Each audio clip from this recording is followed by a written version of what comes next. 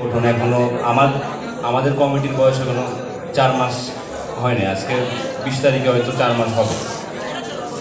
এই সময়ের মধ্যে আসলে অনেক প্রতিবন্ধকতা, অনেক বাধা, অনেক কিছু দেখেছি, যেখানে আসলে চেষ্টা করেছি যতটুকু পারার এগিয়ে নিয়ে যাওয়ার।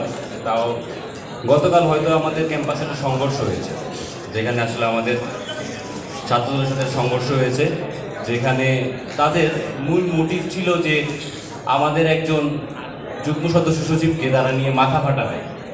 তাদের একটাই মোটিভ ছিল যে তাকে টান দিয়ে নিয়ে তার মাথা ফাটাবে। কিন্তু আমার কথা একটাই ছিল যে তারা নিতে পারবে না। তারে আমি যেভাবে ধরে রাখছি, তারা যাইতে দিয়ে নেই। দুজনে ফালায় লাইতেছে, মাথায় পিঠে যেখানে পারছে বসেছে, কিন্তু তাকে আমি যাইতে দিই নেই। এটা কেন বলতেছি? কারণ আমাদের আসলে এই ভালোবাসাটুকু দরকার যে আমরা কাউরে যাইতে দিব না।